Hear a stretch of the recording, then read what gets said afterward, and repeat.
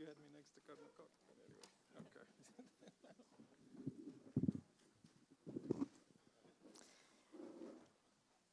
Warm welcome to the press conference in Château de Beausset, the Ecumenical Institute, part of World Council of Churches. My name is Marianne Ejdersten, Director of Communication.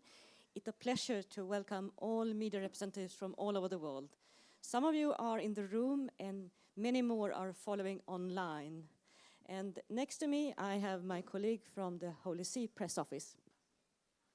Hi, I'm Greg Burke. I think I know most of you, and I'm happy to be back with two people who were in our press office. I believe it was on March 2nd, right, to talk about this trip, and it's actually now come about, so it has come to fruition. And they are, of course, the Reverend Olav Fykse Tveit and Cardinal Koch, and I'm going to let the two of you decide who speaks first, because I don't know who takes precedence, a cardinal or a secretary general. I can also, as a host in the beautiful home of our World Council of Churches here in Beausset, welcome you all, but also welcome you to this day of celebration. 70 years is a significant age, but it is not an age to start thinking about slowing down.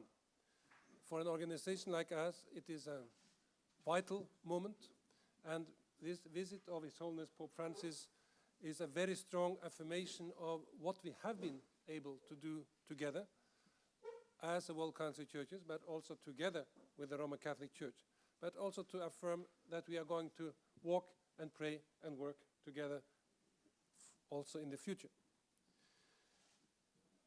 I often speak about the World Council of Churches as an expression of the ecumenical movement of love. By that I mean that there is a strong motivation behind what we do that has a dimension of fellowship, longing for being together, able to express the unity that Jesus Christ called the Church to express in this world, and which the Holy Father also so strongly reflected and also encouraged us to continue to seek in his sermon today. And there is another dimension of being an ecumenical movement of love, namely to say we are here to express the love of God for the world in our mission, but also in our service, in the way we can express God's love in words and deeds together, addressing the needs of the poor, addressing injustice, addressing the care for human rights, for our creation. These are expressions of our shared love. And I think this motive of love also is very well expressed in this visit. It's a visit of great generosity from the Holy Father, Pope Francis, to come and to spend this day with the Central Committee, but also many of our ecumenical partners who have been gathered these days, and to really encourage us not only to relate between the Vatican and Rome here on the one side and Geneva on the other side, but to work together everywhere in the world. When Pope Francis can come and work with the WCC, why can't you do it locally or nationally? So I think this is a great inspiration, not only for us who work in the World Council of Churches, but for all our member churches and all these ecumenical initiatives we see around the world.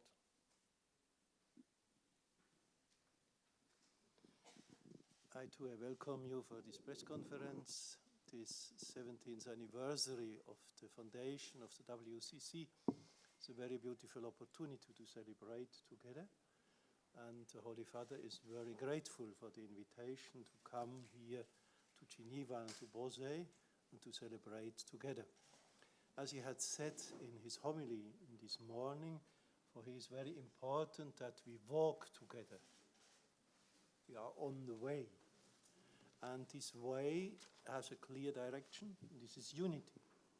But the unity is not a goal in itself, but we must refine unity for have a better common witness in the world today, the witness of the gospel in the different challenges that we have in the world today, the protection of creation, migrants, refugees, justice and peace. And we have just long collaboration between the Catholic Church and the WCC. And I think this 17th anniversary is a beautiful opportunity to deepen this collaboration and to prepare a good future in the collaboration and the common witness between the WCC and the Catholic Church. Thank you. Thank you very much. Time to open up the floor for questions. And we have also received a few questions from the press center in Geneva who are not able to be present today. But could we invite someone in that section to ask the first question? I think the man in the middle.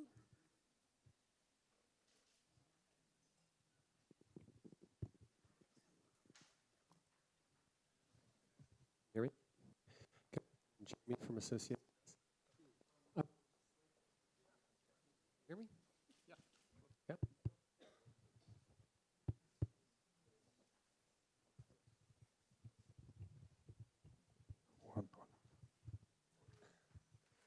Thank you. Now can you hear me?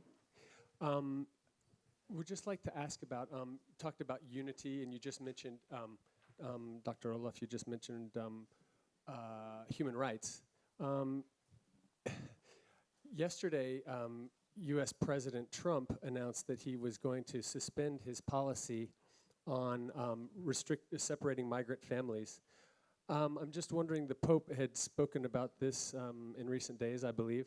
I'm just wondering what might he have said about that issue right now during your visit. And then on the theme of unity, another bit of unity that is happening is that, as you mentioned before, you have mentioned, there are South Koreans and North Koreans both here, and they will be meeting the Pope shortly, if I understand correctly.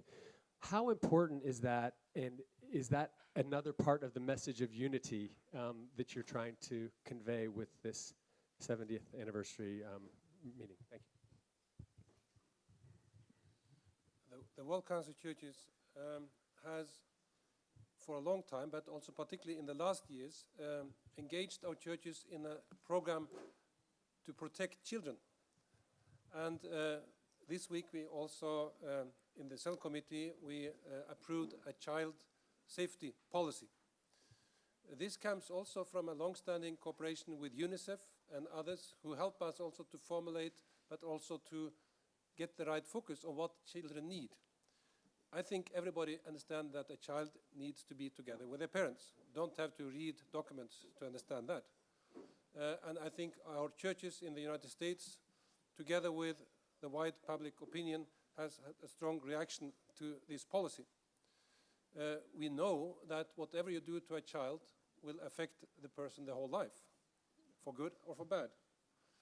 So there is no way to see this as a way of or implementing justice. Justice must also be particularly for those who need it the most, who are most vulnerable.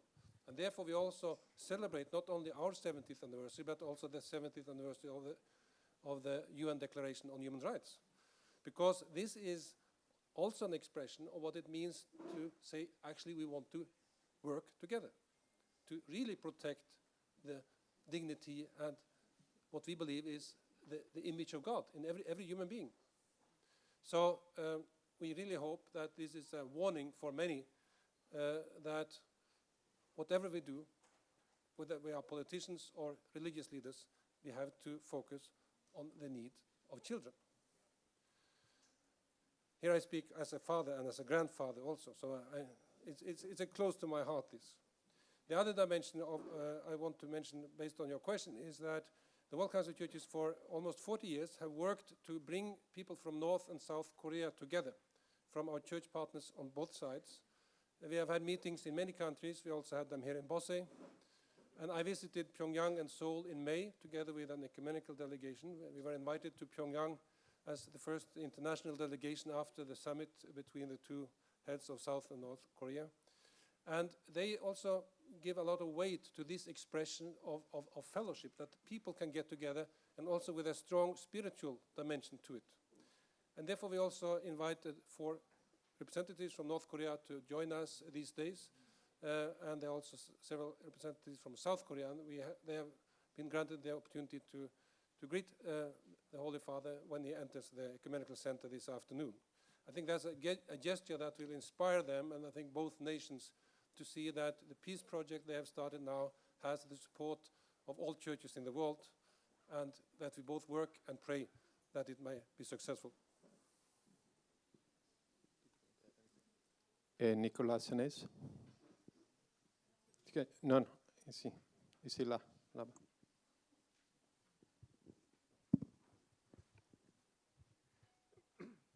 Question en français. Une question en français pour le pasteur Tveit. Le cardinal Koch vient de rappeler que l'unité n'est pas une fin en soi.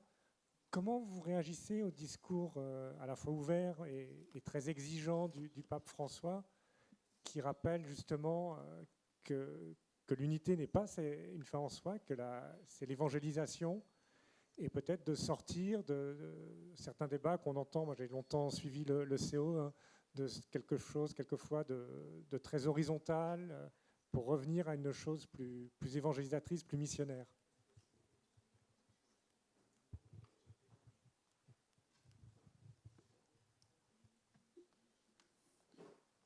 Unity is both a gift and a task.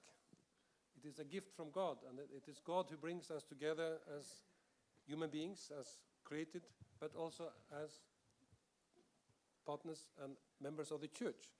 The church is a gift to us, but this gift also gives us a task to show what this unity means, not only in principles and in declarations or in institutional matters, but also in very important theological conversations and declarations. We have found what unites us in a way that I think were not possible to imagine 70 years ago.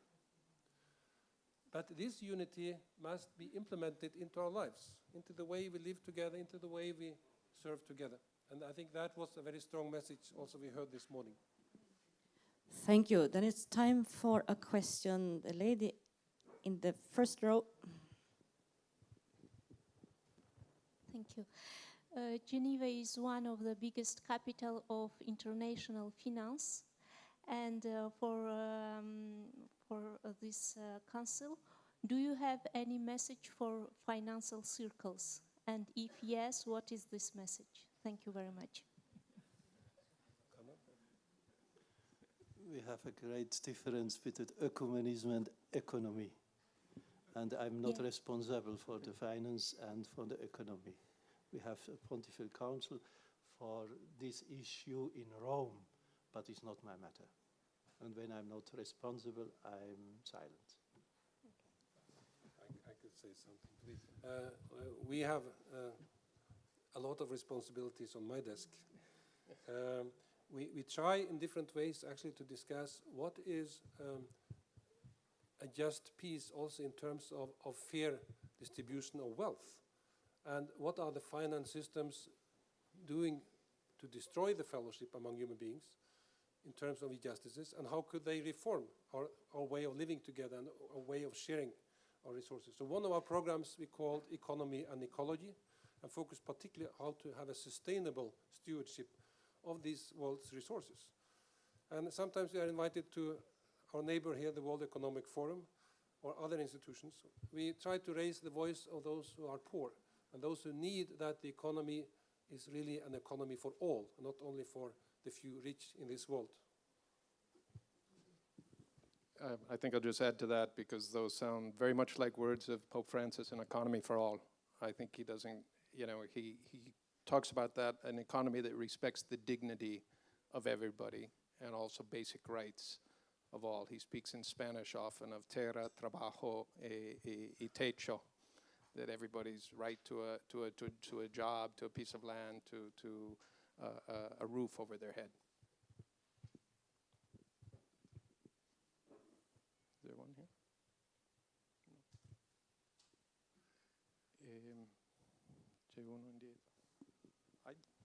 There's a question in back, but I want to ask, what did you talk about at lunch?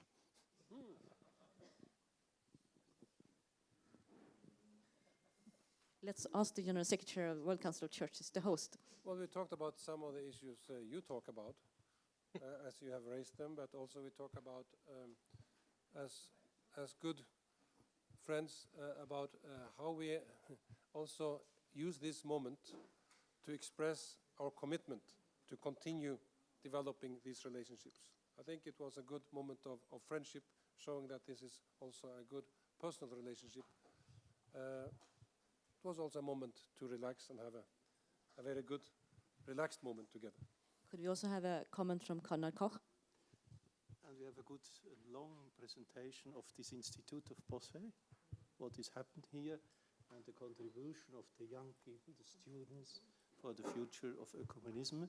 And then we have exchange about the concept of unity, what is important, what we can do.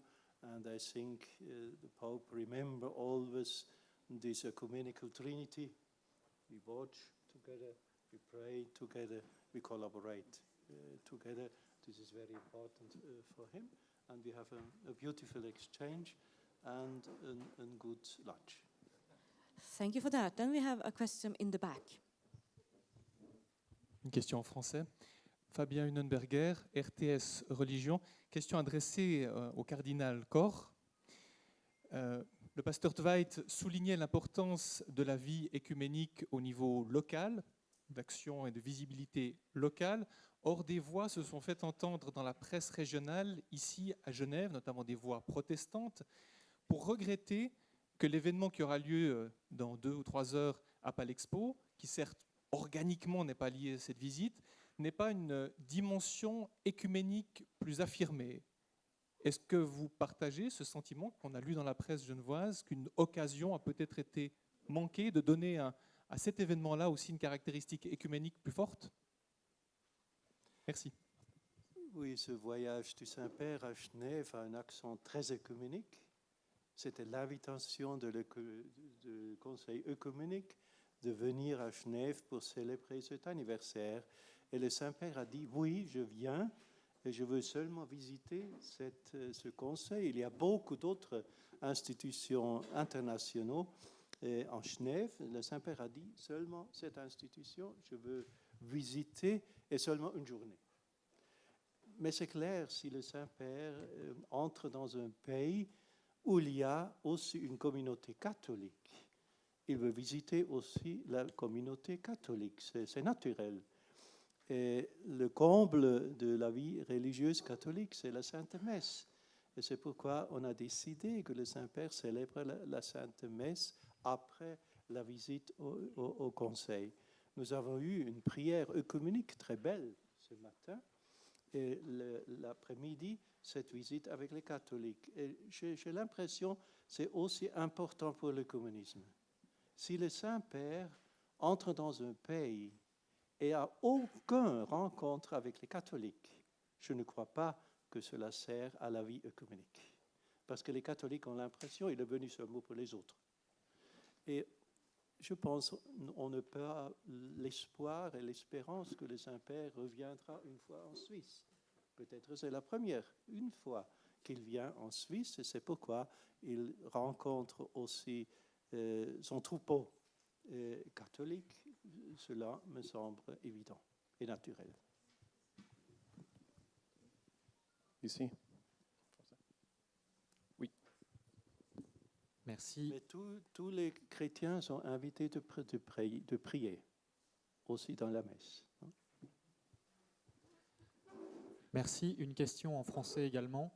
Il y a quelque temps, le pape envisageait de faire un voyage écuménique au Soudan du Sud. Est-ce que ça a été évoqué lors des échanges d'aujourd'hui? Merci. Dans le sud? Soudan. Ah, Soudan, très bien. Okay. Je pense que le temps n'est pas encore mûr pour ce voyage. C'est le désir du Saint-Père, c'est dans le cœur. La situation très difficile au Soudan est très proche au cœur du Saint-Père, mais il faut éprouver la situation. et trouver le temps qui est mieux pour rendre cette visite. Il ne semble pas encore mûr à ce temps-là. Mais on prie pour la situation en Soudan. Thank you very much. We have also received a few questions from journalists following online. I would like to take one of them, especially to Your Eminence, Cardinal Koch. You have been involved in the preparation for a long time regarding the ecumenical pilgrimage. What kind of wishes and dreams do you have? That's a question from a journalist based in Geneva. A dream? Regarding the day today. A dream on day or on night? They wrote day. Yes. First of all, I'm grateful for the past, what we have done, and collaborate in the past, in the collaboration between the WCC and the Catholic Church. And I hope that we can have a good continuation on different levels. We have a great collaboration with other councils also in Rome, not only with us. And for me, it's very important that we cannot forget the vision of the goal, the unity, and we must discuss also about this question. And I'm very grateful for this project, what is made by the Commission Faith and Order about the Church, an ecumenical vision of the Church, because the reality of the Church and the vision of the Church is a very crucial question in the ecumenical discussion, and to try to have a common vision for the Church is a very important thing, and I hope that this process of reception can be successful and have a good continuation in the future. Thank you. A short comment from the General Secretary. Yeah, I think we share this dream and this vision. There are also some very concrete challenges we face as representatives from different churches, where we really can make a stronger contribution if we can address something together. So among the issues that were raised was one here about South Sudan. Another one is about DRC in Congo. We are also following very carefully the situation in the Middle East. We try to see how can we avoid that the churches become fighting against each other or supporting those who fight against the other, but be the bridge builders, be those who bring together the human beings who are suffering from this and give a human and hopefully also a vision for peace. And I think we see many examples how important this is, and I think this moment today is a way to affirm this and also to give hope for those who work for peace together in these countries and many other countries. Here in front. Your press conference in March was very impressive.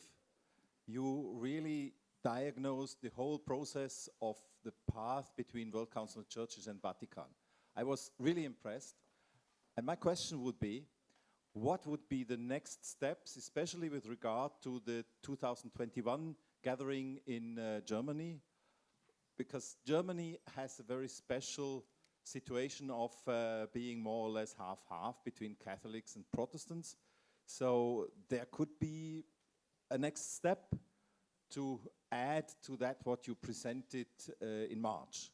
And I think many Christians in the German-speaking area would be really grateful if there would be a real step towards visible unity. And do you have any ideas about that? Or can you announce any ideas about that? Maybe you have, but you can't announce. Thank you. But first of all, I must say what the WCC have decided for the next general plenary in Karlsruhe. I don't know. And then we have, it's clear that we participate and contribute in this issue. But first of all, I will hear what are the decisions. I don't know. I can share with you that every 8 years, the World Council of Churches has an assembly where all the member churches are gathered. And this time, we have been invited to have it In 2021, the next in Karlsruhe in Germany, invited by the Evangelische Kirche Deutschlands, but also with the support of the other churches in Germany, including the Roman Catholic Church, that they have supported this idea. And we look forward now to work with our host, also how this can be a real ecumenical event in Germany, but also a global event. Just to make a note, when we have these assemblies, we invite our member churches to send delegates according to their size. But we also ask for fraternal delegates from the Roman Catholic Church. And they always outnumber any of our churches because they are much more. So there is always a very strong participation in these assemblies, not only as an official guest, but as a very substantial contribution to the discussions and the conversations in these meetings. Great. If there's not another question, one more question from over here. Oui, je vais la poser en français. Catherine Marciano de l'AFP. Ça rejoint une question qu'a posée un collègue tout à l'heure. Je voulais la poser à Monsieur Koch. C'est un petit peu, j'anticipe un petit peu, mais tout à l'heure, le pape va insister sur un nouvel élan évangélisateur. Je voulais savoir si ce type d'appel est compliqué aujourd'hui au XXIe siècle. Évidemment, il faut faire très attention à son vocabulaire sur ce genre de sujet.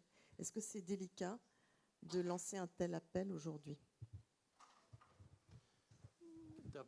D'abord, je pense qu'on doit avoir une grande continuation de cet appel dès le Concile Vatican II. Le Concile Vatican II était un concile missionnaire, évangélisatrice.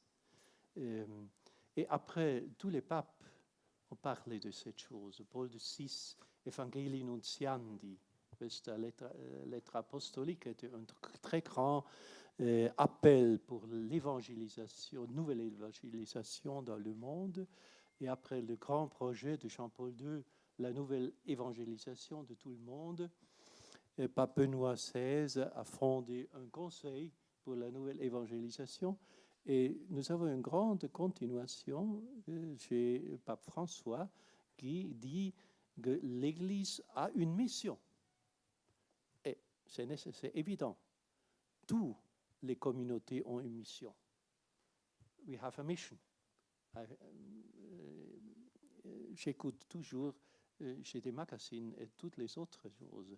C'est pourquoi l'Église ne peut pas avoir une mission.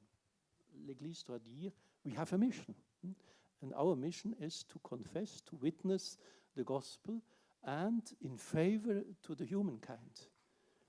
When General Secretary have reminded also the human rights is also an important anniversary, and it's very important today to deepen this question.